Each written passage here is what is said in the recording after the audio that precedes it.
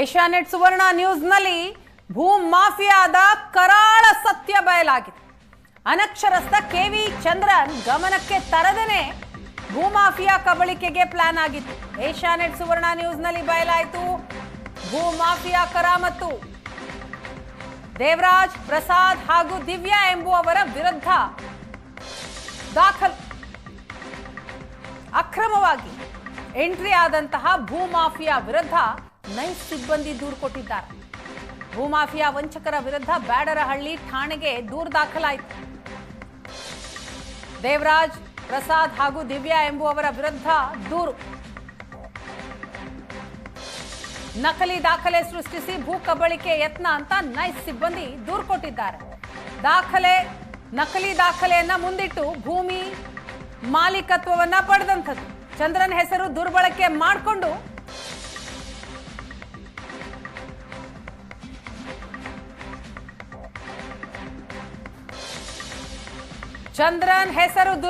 ಮಾಡಿಕೊಂಡು ಭೂ ಕಬಳಿಕೆಗೆ 4 ಯತ್ನಿಸಿದ್ದಾರೆ. ದೇವರಾಜ್, ಎಂಎಸ್ ದಿವ್ಯಾ, ಎಂಎಸ್ ಪ್ರಸಾದ್, ಕೃಷ್ಣೇಗೌಡ ವಿರುದ್ಧ ಈ 4 ವಿರುದ್ಧ ಆರೋಪ ಈಗ ಕೇಳಿ ಬಂದಿದೆ. 14 ಎಕರೆ ಭೂಮಿ ಕಬಳಿಕೆ, ಇದರ ಮೌಲ್ಯ ಸರಿಸುಮಾರು 350 ಕೋಟಿ ರೂಪಾಯಿ. ಚಂದ್ರನ್ ಹೆಸರನ್ನ ದುರ್ಬಳಕೆ ಮಾಡಿಕೊಂಡಿದ್ದಾರೆ. ದೇವರಾಜ್, ಎಂಎಸ್ ದಿವ್ಯಾ, ಎಂಎಸ್ ಪ್ರಸಾದ್, ಕೃಷ್ಣೇಗೌಡ ಈ 4 ವಿರುದ್ಧ ಆರೋಪ. ಬ್ಯಾಡರಹಳ್ಳಿ ಪೊಲೀಸ್ ಠಾಣೆಯಲ್ಲಿ ನೈಸ್ ಸಿಬ್ಬಂದಿ ದೂರು ಕೊಟ್ಟಿದ್ದಾರೆ, ಕಂಪ್ಲೇಂಟ್ ನೀಡಿದ್ದಾರೆ.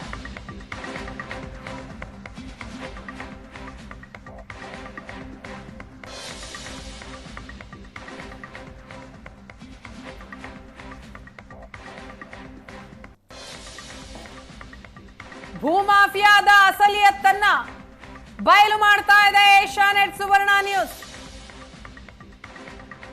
1954ರಲ್ಲಿ ಹುಟ್ಟದೇ ಇರೋ ವ್ಯಕ್ತಿಯ ಹೆಸರಿನಲ್ಲಿ ಭೂಮಾಫಿಯಾ ಆಗಿದೆ. ಕಾನೂನು ಬಾಹಿರವಾಗಿ ಡಿಸಿ ಆದೇಶ ಪಡೆದು ಭೂಮಿ ವಶಕ್ಕೆ ಗ್ಯಾಂಗ್ ಪ್ಲಾನ್ ಮಾಡುತ್ತೆ.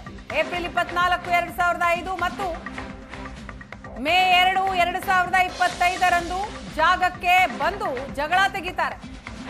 ಎಂಎಸ್ ಪ್ರಸಾದ್, ಎಂಎಸ್ ದಿವ್ಯಾ ಹಾಗೂ ಕೃಷ್ಣೇಗೌಡ್ ಗೂಂಡಾಗಿರಿ ಮಾಡಿದ್ದಾರೆ.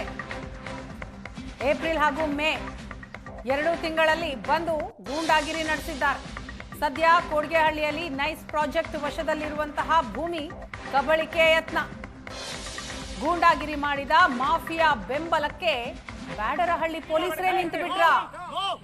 ನೋಡಿ, ಏಪ್ರಿಲ್ ಹಾಗೂ ಮೇ ತಿಂಗಳಿನಲ್ಲಿ ಬಂದಂತಹ ಇವರು ಯಾವ ರೀತಿ ಗೂಂಡಾಗಿರಿಯನ್ನ ಮಾಡಿದ್ದಾರೆ. ಬೇಡ ಹೇಳ್ತಾ ಇದ್ದೀನಿ.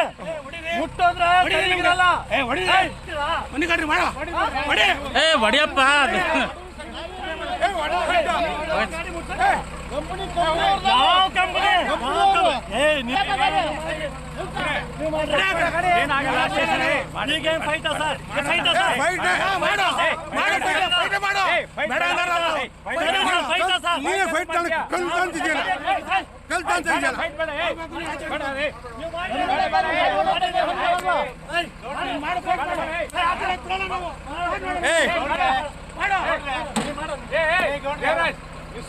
ಸರ್, ಇದಲ್ಲ ಸರ್.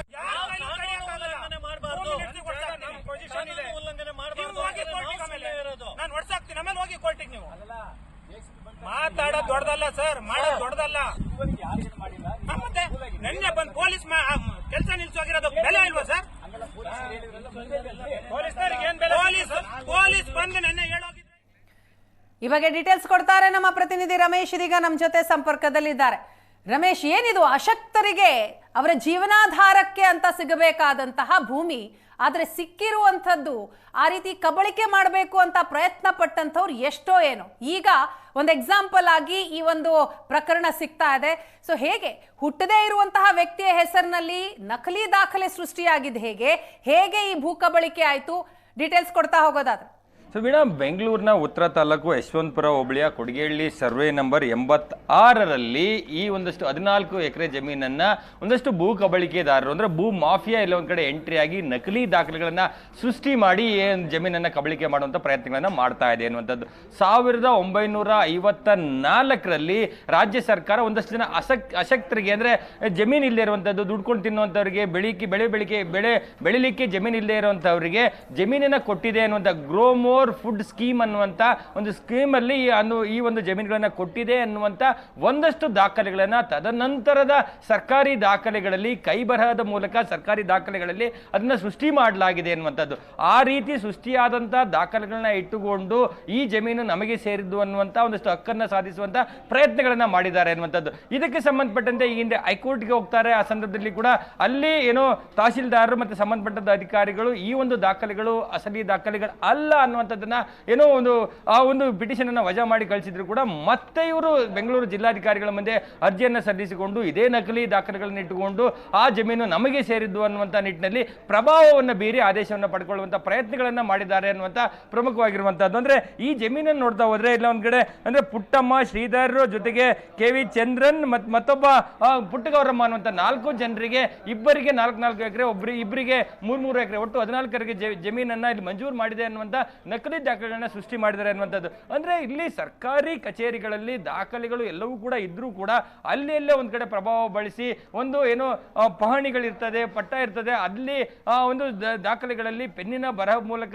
ಬರೆದು ಅಲ್ಲಿ ನಮಗೇನೆ 1954ರಲ್ಲಿ ಭೂಮಿಯನ್ನ ನಮಗೆ ಮಂಜೂರು ಮಾಡಿದ್ರು ಅನ್ನುವಂಥ ರೀತಿ ದಾಖಲೆಗಳನ್ನ ಸೃಷ್ಟಿ ಮಾಡಿ ಈ ರೀತಿಯಾದಂಥ ಜಮೀನನ್ನ ನಮ್ದು ಅನ್ನುವಂಥದ್ರಲ್ಲಿ ಆದೇಶಗಳನ್ನ ಪಡ್ಕೊಳ್ಳುವಂಥ ಯಶಸ್ವಿ ಅಂದರೆ ಆದೇಶ ಪಡ್ಕೊಳ್ಳಿಕ್ಕೆ ಯಶಸ್ವಿ ಆಗಿದ್ದಾರೆ. ಇಲ್ಲಿ ಒಂದು ಕಡೆ ಯಾರು ಆದೇಶವನ್ನು ಕೊಟ್ಟಿದ್ದಾರೆ, ವಿಶೇಷ ಜಿಲ್ಲಾಧಿಕಾರಿ ವಸಂತಿ ಅಮ್ಮರವರು, ಅವ್ರ ಮೇಲೆ ಪ್ರಭಾವವನ್ನು ಬೀರಿ ಈ ರೀತಿಯಾದಂಥ ಆದೇಶವನ್ನು ಪಡ್ಕೊಂಡಂತೆ ಕಾಣ್ತಾ ಇದೆ ಮೇಲ್ನೋಟಕ್ಕೆ. ಸೊ ಈ ಆದೇಶವನ್ನು ಇಟ್ಟುಕೊಂಡು ಇಲ್ಲಿ ಬ್ಯಾಡ್ರಳ್ಳಿ ಸಮೀಪ ಇರುವಂತಹ ಈ ಒಂದು ಜಮೀನನ್ನು ವಶಕ್ಕೆ ಪಡ್ಕೊಳ್ಳಿಕ್ಕೆ ಈ ಒಂದು ಭೂ ಮಾಫಿಯಾ ಅಲ್ಲಿ ದೇವರಾಜ್ ಆಗಲಿ, ದಿವ್ಯಾ ಆಗಲಿ, ಪ್ರಸಾದ್ ಮತ್ತು ಕೃಷ್ಣೇಗೌಡ ಅನ್ನುವಂಥವ್ರು ಹೋಗಿಲ್ಲದು ಅಂದರೆ ಗಲಾಟೆಗಳನ್ನು ಮಾಡಿದ್ದಾರೆ ಅನ್ನುವಂಥ ಪ್ರಮುಖವಾದಂಥ ವಿಡಿಯೋಗಳು ಲಭ್ಯ ಆಗಿರುವಂಥದ್ದು. ಅದರಲ್ಲಿ ಪ್ರಮುಖವಾಗಿ 2023 ಜುಲೈ 28ನೇ ತಾರೀಕು ಆದೇಶ ಆಗಿದೆ ಅಂತ ಹೇಳ್ತಾರೆ. ಸೊ ಅದಾದ ನಂತರ ಇತ್ತೀಚೆಗೆ ಏನು 2025 ಮಾರ್ಚ್ 27ನೇ ತಾರೀಕು ಆದೇಶ ನೀಡಿದ್ದಾರೆ ಅಂತೇಳಿ ಅಂದ್ರೆ ಈ ಸಂಬಂಧಪಟ್ಟಂತೆ ಒಂದಷ್ಟು ದಾಖಲೆಗಳನ್ನು ಇಟ್ಕೊಂಡು ಅಲ್ಲೋಗಿ ಜಗಳವನ್ನು ಮಾಡಿ. ಯಾಕೆಂದ್ರೆ ಆ ಜಮೀನು ಈಗ ಸದ್ಯಕ್ಕೆ Bengaluru Mysuru corridor infrastructure corridor ಏನಂದ್ರೆ ನೈಸ್ ಏನಿದೆ, ನೈಸಿನ ವಶದಲ್ಲಿ ಈ ಭೂಮಿ ಇರುವಂತದ್ದು. ಇಂತಹ ಭೂಮಿಯನ್ನ ಅಧಿಕೃತವಾಗಿ ಅಂದ್ರೆ ಅನಧಿಕೃತವಾಗಿ ಹೋಗಿ ಅಲ್ಲಿ ವಶಕ್ಕೆ ಪಡ್ಕೊಳ್ಳುವಂತ ಪ್ರಯತ್ನಗಳನ್ನ ಮಾಡ್ತಾ ಇದ್ದಾರೆ ಅನ್ನುವಂಥದ್ದು. ಹಾಗಾಗಿ ಈ ಭೂ ಮಾಫಿಯಾ ಅಂದ್ರೆ ಇಲ್ಲ ಒಂದ್ ಕಡೆ ಹುಟ್ಟದೇ ಇರುವಂತಹ ವ್ಯಕ್ತಿಗಳಿಗೆ ಅಂದ್ರೆ ಇಲ್ಲಿರುವಂತಹ ಒಂದು ವೆರಿ ಇಂಟ್ರೆಸ್ಟಿಂಗ್ ಸ್ಟೋರಿ ಅಂದ್ರೆ ವೀಣಾ, ಯಾವುದೋ ಒಬ್ಬ ವ್ಯಕ್ತಿ ಇನ್ನು ಹುಟ್ಟದೇ ಇರುವಂತಹ ವ್ಯಕ್ತಿಗೆ ಇಂದಿನ ಡೇಟ್ ನಲ್ಲೇ ಆತನಿಗೆ ವಯಸ್ಸಿಗೆ ಬಂದಿದ್ದ ಅಂತಹ ಒಂದು ವ್ಯಕ್ತಿಗೆ ಜಮೀನನ್ನು ಮಂಜೂರು ಮಾಡಿದ್ರು ಅನ್ನುವಂತ ನಕಲಿ ದಾಖಲೆಗಳನ್ನ ಸೃಷ್ಟಿ ಮಾಡಿದ್ದಾರೆ. ಏಷ್ಯಾನೆಟ್ ಸುವರ್ಣ ನ್ಯೂಸ್ ನಡೆಸಿದಂತ ಕುಟುಕು ಕಾರ್ಯಾಚರಣೆಯಲ್ಲಿ ಆ ಒಂದು ಸೀಕ್ರೆಟ್ ಬಯಲಾಗಿದೆ ವೀಣಾ. ಅಲ್ಲಿ ಆ ವ್ಯಕ್ತಿ ಯಾವ ವ್ಯಕ್ತಿಗೆ ಈ ಜಮೀನನ್ನ ಮಂಜೂರು ಮಾಡಲಾಗಿದೆ ಅನ್ನುವಂತ ದಾಖಲೆಗಳನ್ನ ತಿದ್ದುಪಡಿ ಮಾಡಿದಾರೋ ಅದೇ ವ್ಯಕ್ತಿ ನಮ್ಮ ಮುಂದೆ ಒಂದು ಸ್ಪಷ್ಟವಾದಂತ ಹೇಳಿಕೆಯನ್ನು ಕೊಟ್ಟಿದ್ದಾರೆ. ಇದ್ರ ಬಗ್ಗೆ ನನಗೆ ಗೊತ್ತಿಲ್ಲ, ಯಾರು ಮಾಡಿದ್ದಾರೆ ಗೊತ್ತಿಲ್ಲ, ಇದರಲ್ಲಿ GPR ತೆಗೆದುಕೊಂಡಿದ್ದಾರೆ ಗೊತ್ತಿಲ್ಲ, ಯಾರಿಗೆ ಜಮೀನು ಹೋಗಿದ್ದಾರೆ ಗೊತ್ತಿಲ್ಲ. ಸೊ ಹೀಗಾಗಿ ಇದನ್ನ ಒಬ್ಬ ಯಾವ ವ್ಯಕ್ತಿಗೆ ಜಮೀನು ಹೋಗಿದೆ ಅನ್ನುವಂಥ ವ್ಯಕ್ತಿನೇ ಈ ರೀತಿ ಹೇಳ್ತಾನೆ ಅನ್ನೋಂಥದ್ದಾದ್ರೆ ಇದರ ಹಿಂದೆ ದೊಡ್ಡ ಮಟ್ಟದ ಒಂದು ಭೂ ಮಾಫಿಯಾ ಇದೆ. ಬೆಂಗಳೂರಿನಲ್ಲಿ ಚಿನ್ನದ ಬೆಲೆ ಬಾಳುವಂತಹ ಜಮೀನನ್ನ ಕಬಳಿಕೆ ಮಾಡಲಿಕ್ಕೆ ಒಂದಷ್ಟು ಡೆವಲಪರ್ಗಳ ಜೊತೆ ಸೇರಿಕೊಂಡು ಈ ರೀತಿಯಾದಂತಹ ಒಂದಷ್ಟು ಪ್ರಯತ್ನಗಳನ್ನ ಮಾಡಿದ್ದಾರೆ ಅನ್ನುವಂಥದ್ದು ಈ ದಾಖಲೆಗಳು ಸ್ಪಷ್ಟವಾಗಿ ಹೇಳುತ್ತೆ. ಈ ದಾಖಲೆಗಳಲ್ಲಿ ಮತ್ತಷ್ಟು ವಿಚಾರಗಳು ಒಂದಷ್ಟು ವಿಚಾರಗಳಲ್ಲಿ ಇರುವಂತಹದ್ದು Veena. Yes thank you Ramesh ತಮ್ಮೆಲ್ಲ ಡೀಟೇಲ್ಸ್ಗಾಗಿ.